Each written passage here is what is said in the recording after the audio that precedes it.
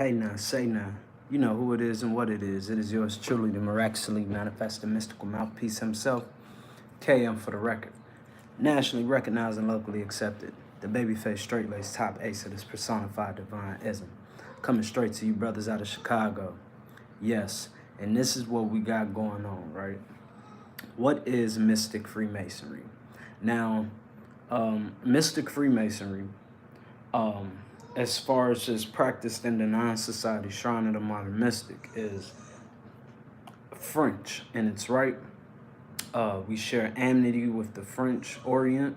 We share amity with the frats of the Rosicrucian order, as well as other brothers that are into the more occultic and mystic aspect of theology, or just basically the 357, put it like that.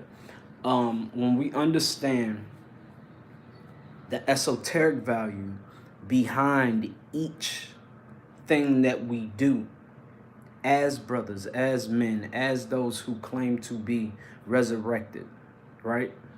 So when we come forth, right, we come forth as one who does not know. We come forth as one in ignorance. And by doing this, by coming forth as one in ignorance, we are making a claim and an agreement that we do not know, because we are coming forth in ignorance. We are coming forth with the desire to learn.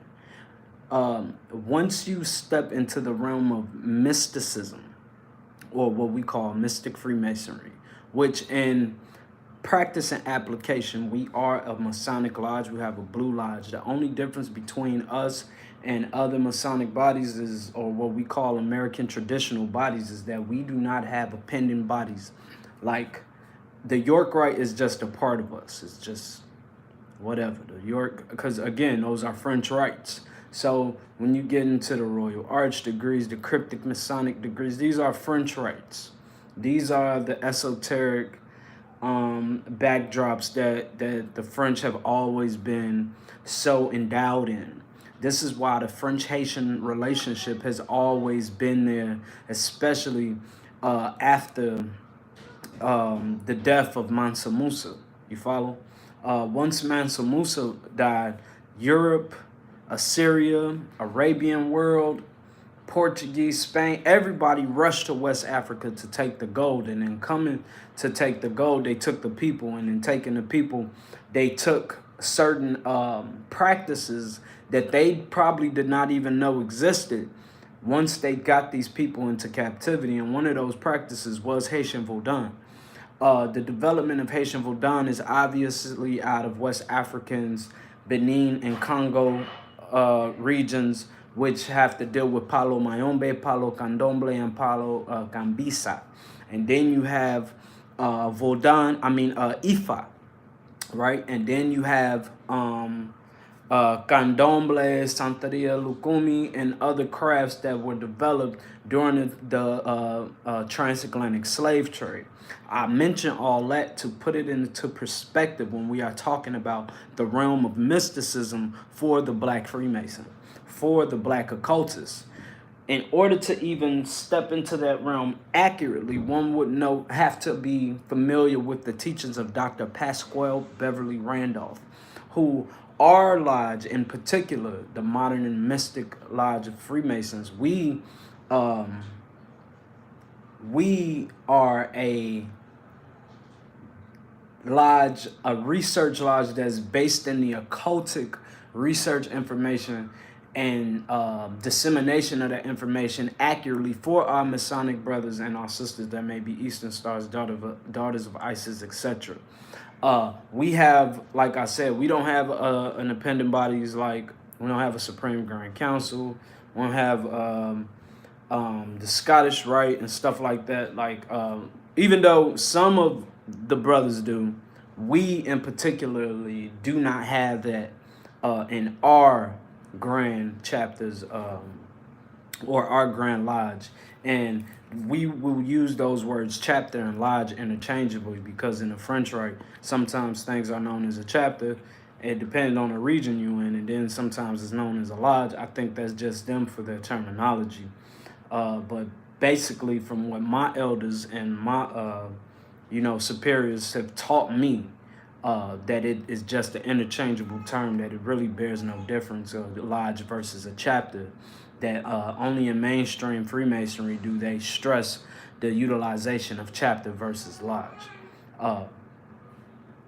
because chapters are usually associated to adoptive bodies, which I completely understand, because again, you have to understand Scottish rites are adoptive. The cryptic rite is adoptive. The arch degrees and stuff like that, we start to understand that these are French rites. These are the more mystical, esoteric, trestle board, monograph studying type of deciphering that is necessary for the adept.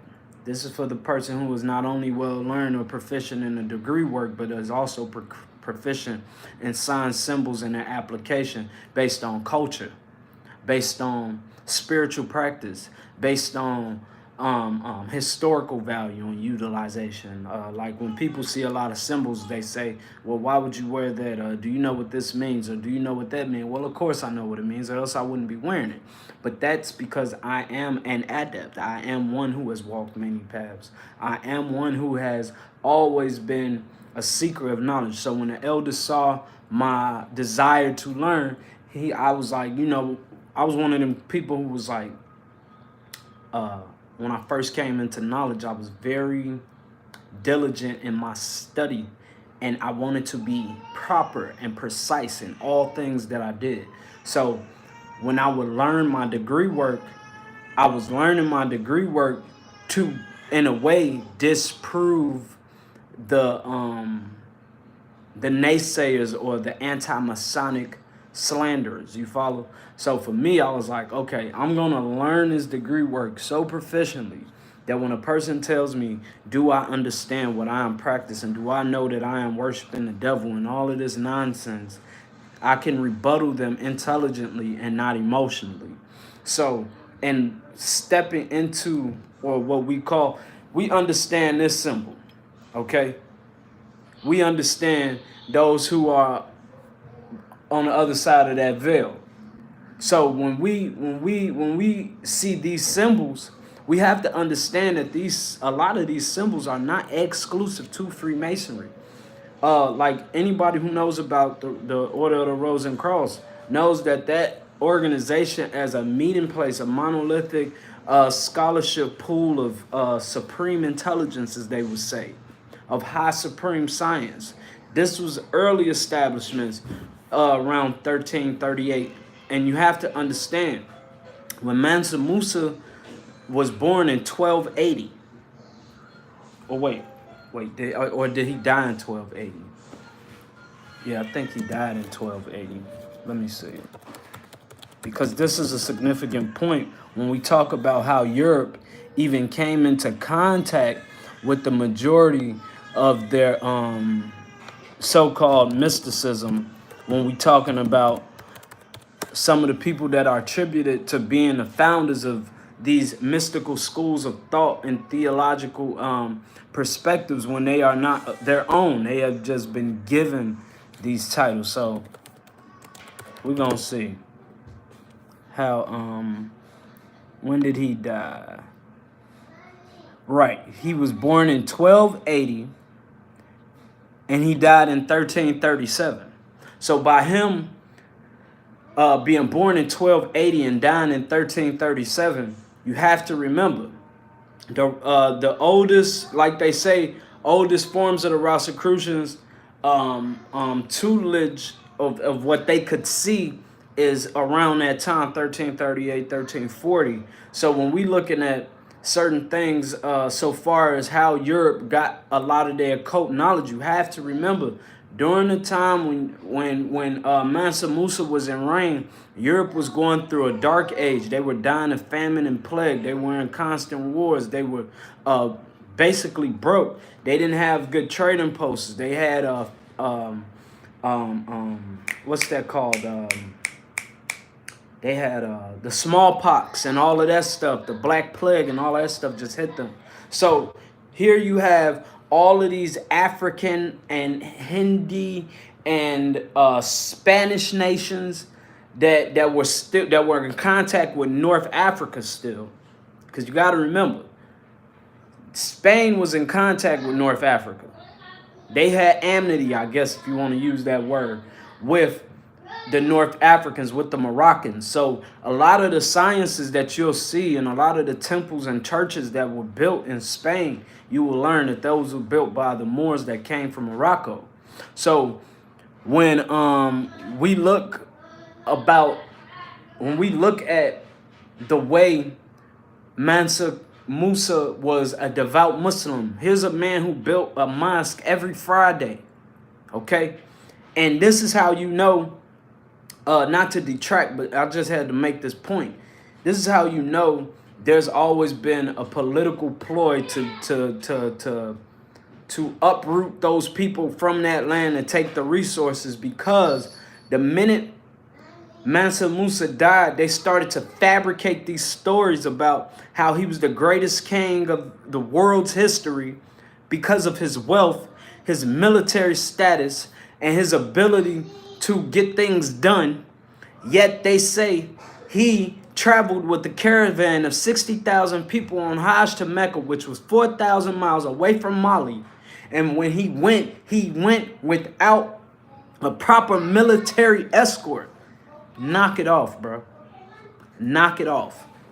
He went without a proper military escort, got to Egypt, and was trying to leave. And the king of Egypt was like, I want him to meet me.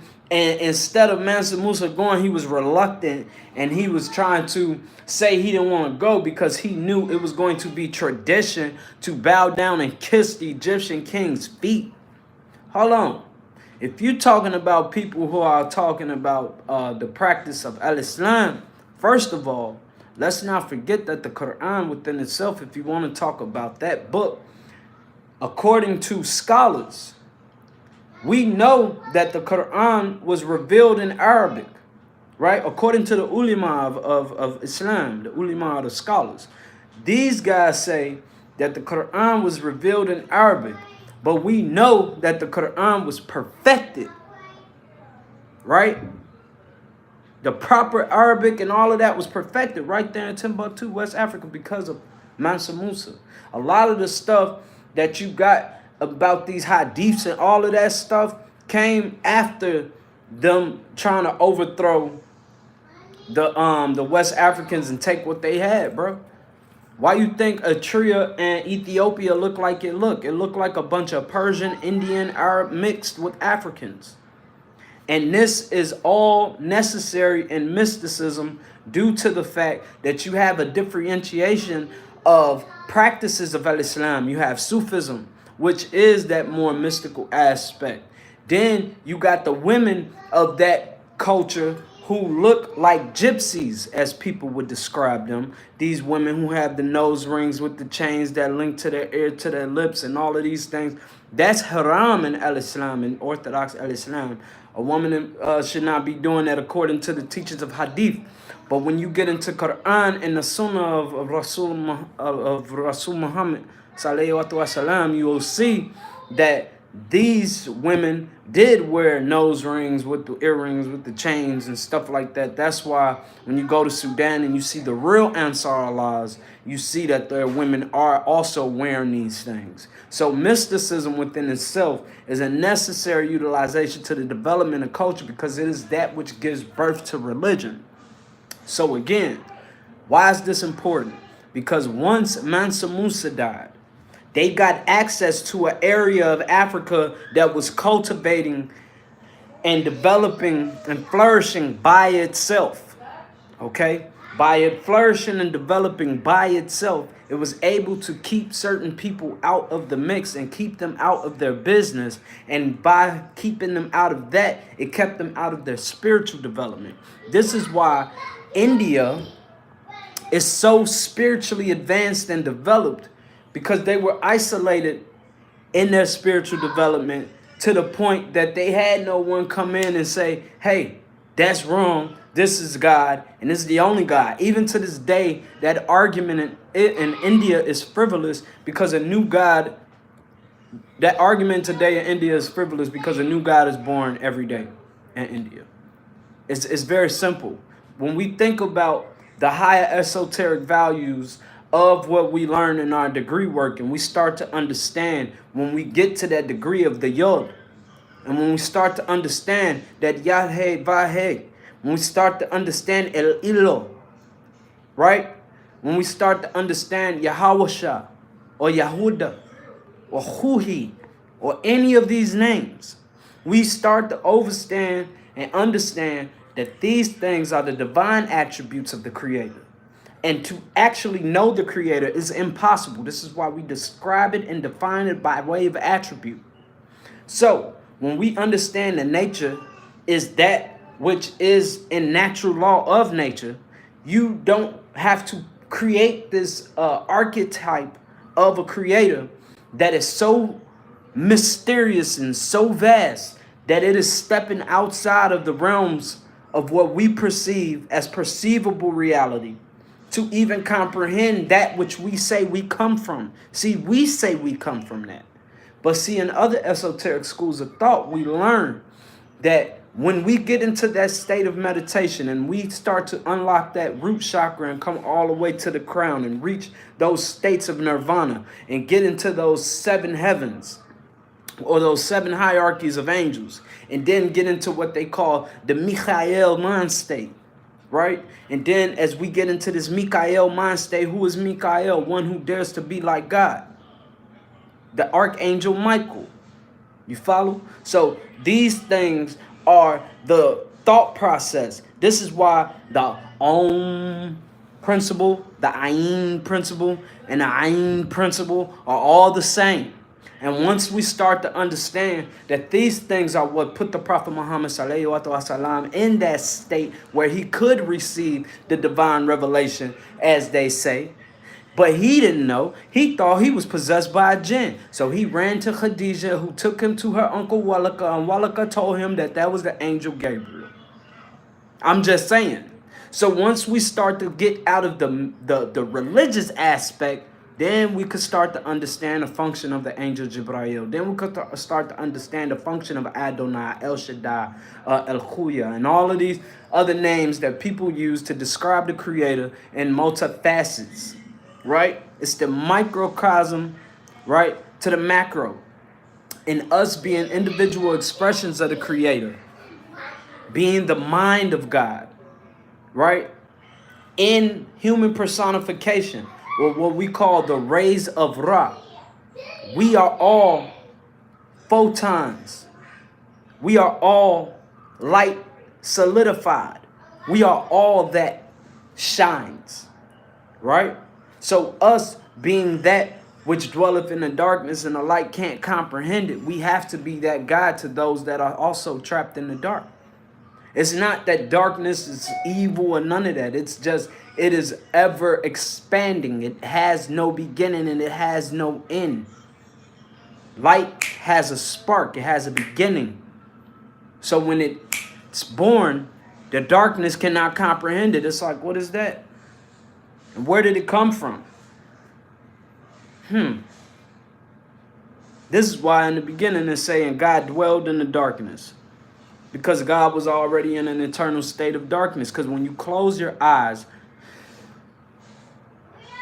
and you go into a meditative state, where do you go? You go into an eternal state of darkness. When you were a child and you were scared of the dark, where did you go?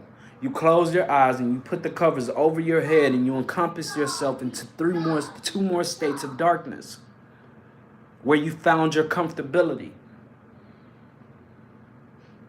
You went to darkness to not see that which light caused, which was chaotic. This is why it is important to understand our own cultural symbiology, because people will see certain symbols and automatically say, that's the devil, or that's this, or that's that. but not understanding that the cultural symbiology is necessary for us as the individual who is deciphering the symbiology, because symbiology leaves a very strong imprint on a pictographic organism called the brain. And once we understand that some of the things that we think we know, we do not know, it will leave room for us to continue to learn. The reason you can't teach the Nuwapians nothing, because they think they know everything. The reason they can't have room for correction, because the only person that they want to correct them is Dr. Malachi York.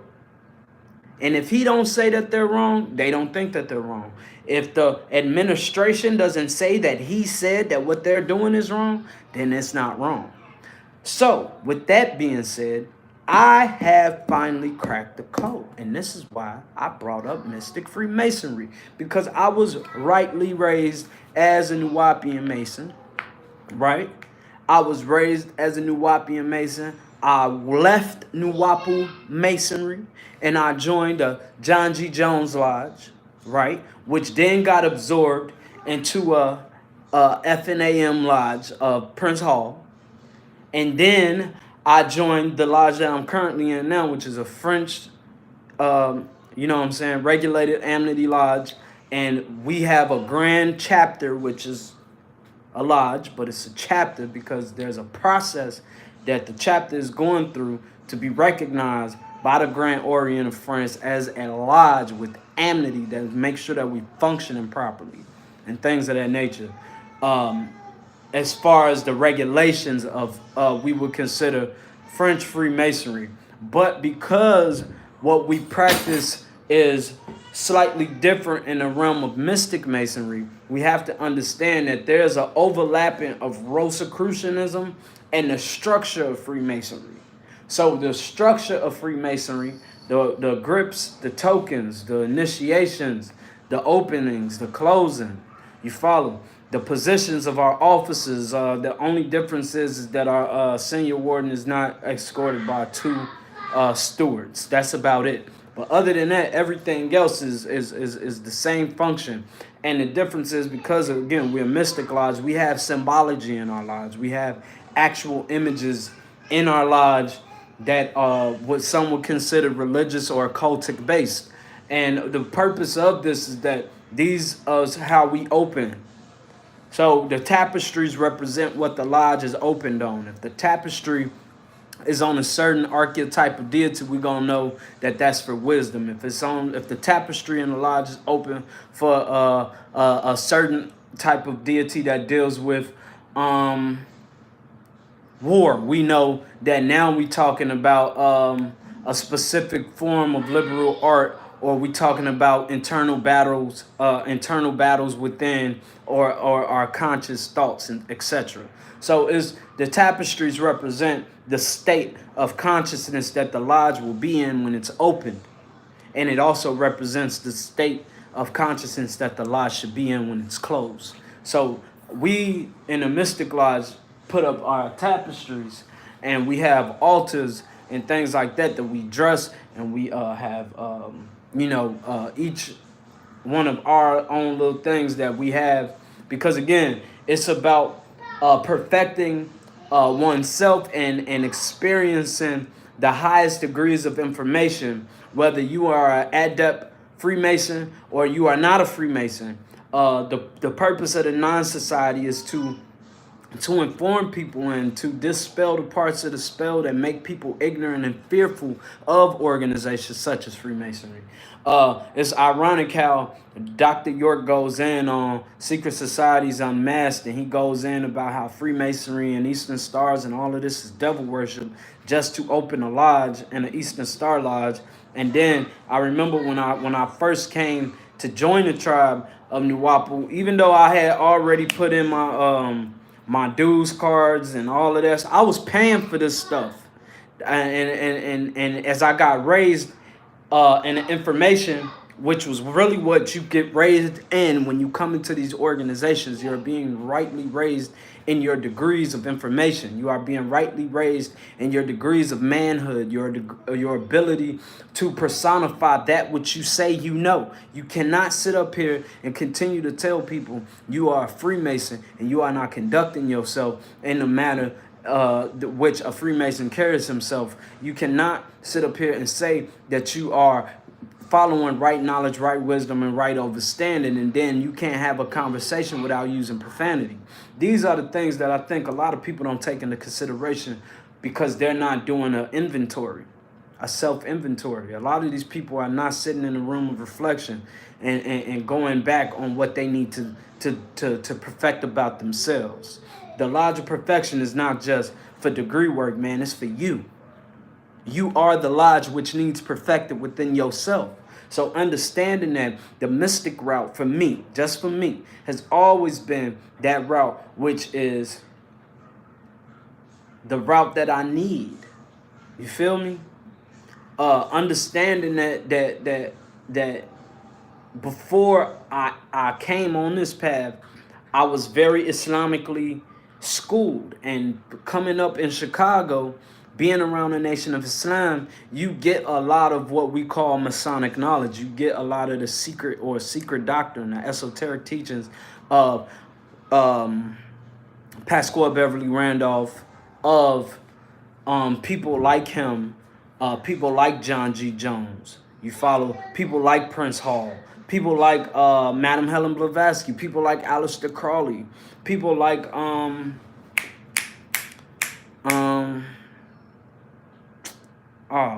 forgive me, but you get a plethora of information from credible references of scholars that have lived good lives and done things that have affected the way human consciousness operates. Whether you agree with the teachings of Aleister Crowley or not, or Madam Helen Blavatsky, or Pascal Beverly Randolph, or even Dr. Malachi Z. York, we cannot deny the fact that their teachings affected the consciousness of the world. And when we get down to the basics of stuff like this, we will understand this is nothing more than Rosicrucian perspective on astrology, cosmobiology, Kemetic science, or what they call the Mizraim rites, right? And then you get these brief monologues, or what we know as dissertations, to the questions, the same questions. You could go on any Masonic website, Rosicrucian website, and they have all these different type of questions. And some of these questions on these Masonic blogs are dealing with the more metaphysical, esoteric aspects of questioning. It's not degree work questioning, obviously, because that's not supposed to be public. So what they're talking about is sharing an esoteric thought. And once they learn the esoteric thought and they get the esoteric reference and correspondence, now they can correlate it to their degree work and get a greater understanding of why they did what they did in they intern apprentice, why they did what they did in they fellow of craft, why they do what they do when they become a master mason, why they do what they do when they become a past master, secret master, etc. You follow? These things are needed for the overall development of he who is duly and rightly raised to the sublime degree. We cannot sit up here and play with certain teachings, right, to make it a social event and just come around and say, well, I'm doing this because it looks good. Well, no, do it because it's beneficial. Be that guiding light. So when people see you, they're attracted to you, not because you promoted it, but because you live in a way that is shown to be beneficial, and it's going to make them ask. People ask me how I went from being homeless to living the way that I live now. And I tell them I applied my ideas and thoughts in areas and places that people told me that I couldn't. I never doubted myself. And I continue to strive for the greatness which I saw in myself and those around me. And we helped motivate each other and we uplifted each other. And now we doing our thing. Now I don't have to associate myself with those people who claim to have the absolute facts, but then when it's time to provide facts, there are no facts. These are the things that I have come to the agreement of for myself. Understanding the mystical aspect perfected me as a man, and it made me better understand the teaching, tutelage, and the literature associated with Freemasonry.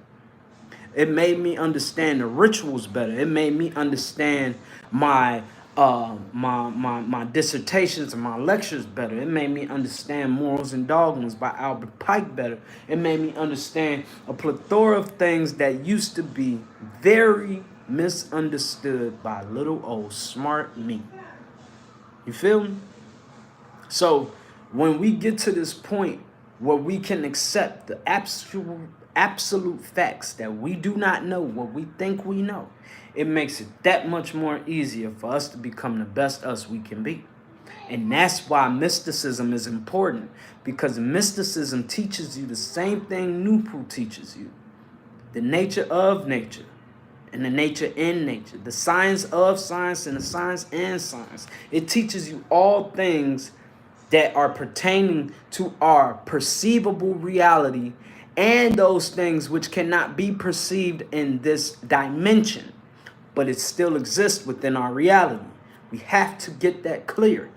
Just because it is not perceivable in the dimension does not mean it does not exist in the reality, because we know this to be true on the most minute microscopic level of things. These things have not even developed a sum of a weight to be described as a physical thing, but we know they exist because we can see them on a microscopic level. Like germs. Germs have physical effects, but we describe them physically because we know that we cannot see them physically. But we know that if we come in contact with that germ, and people will say, well, that's microscopic. Yes, it's microscopic, so microscopic to the point that it does not have a physical body. So microscopic to the point that even if you put light on it, the human eye cannot detect it, therefore making it non-physical.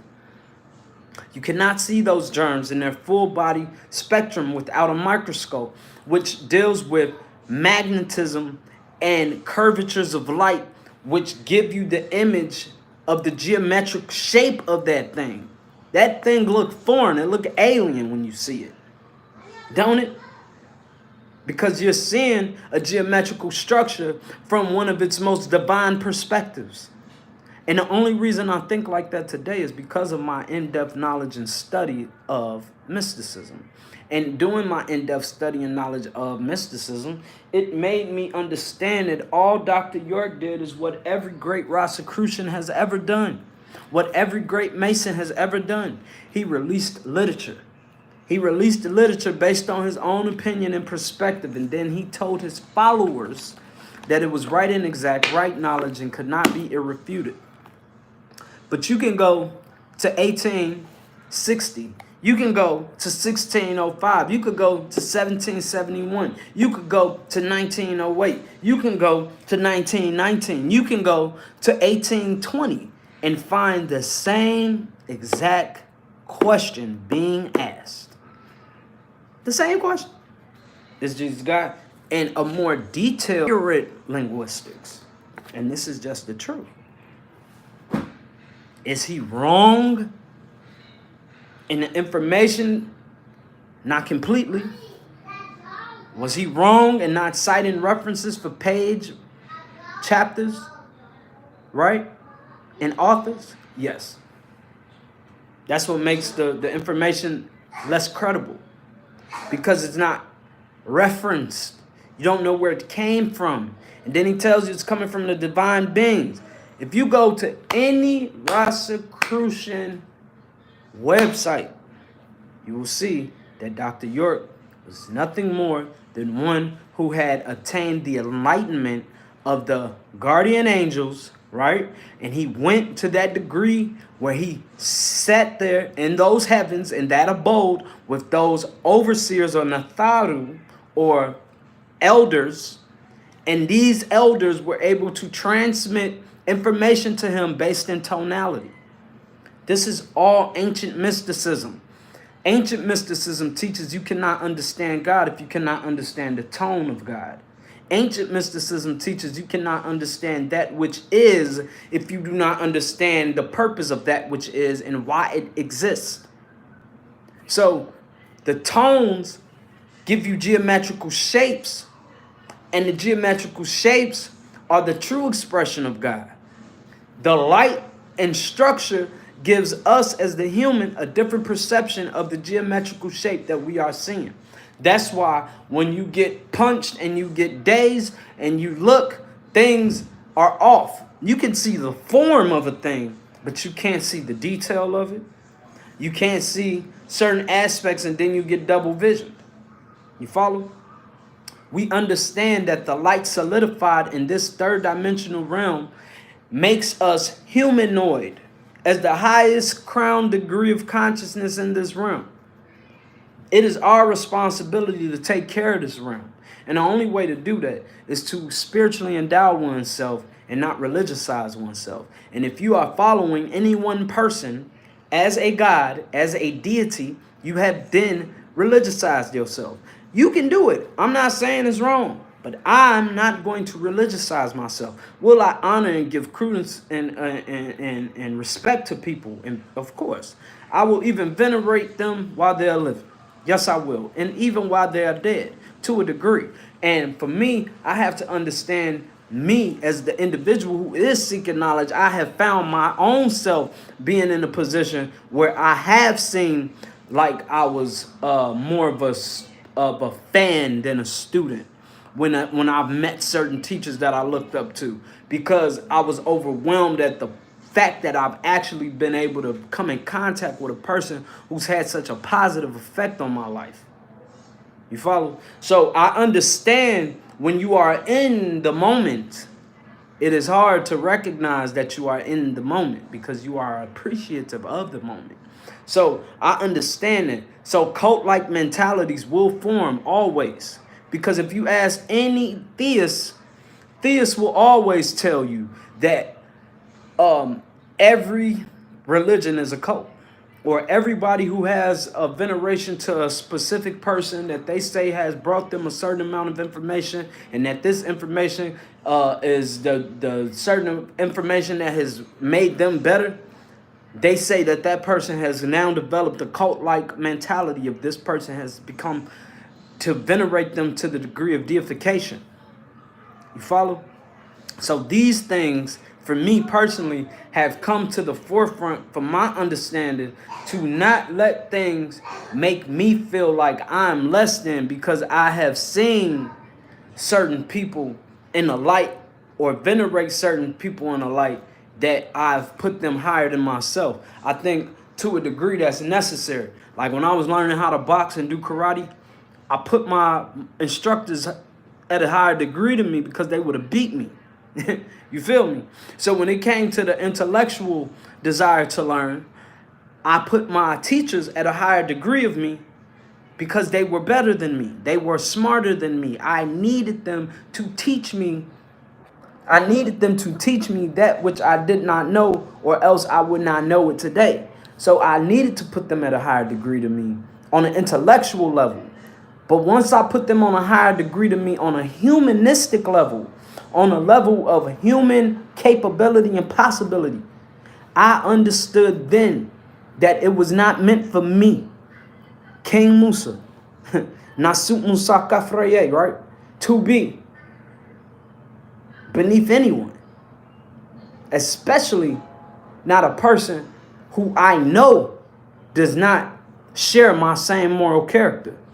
So with that being said, I had to step into the mystic realm, to step outside of this flesh realm, to understand why people do what they do, to understand why people do what they do, to understand why things occur the way that they occur at a higher metaphysical degree So that way, when it came to teaching my children, my kids, and they asked me religious questions about the Bible, about the Quran, about the Torah, about the Apocrypha, about the Sohar, about the Enuma Elish, about the Gilgamesh epics, you follow? About the Vedas, the Enuma Elish, about the Gilgamesh epics, you follow? About the Vedas, about any of these written scriptures, I, as their father, can teach them about the correlation between them all, how they all relate to the oneness and the perfection of self, and the reunification of that which is, whatever it may be. And if they would like to utilize any of those books, they can utilize them, but do not become trapped within the book. You follow?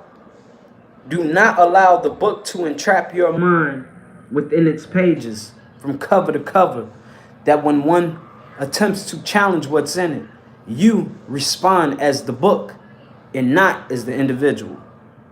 And with that being said,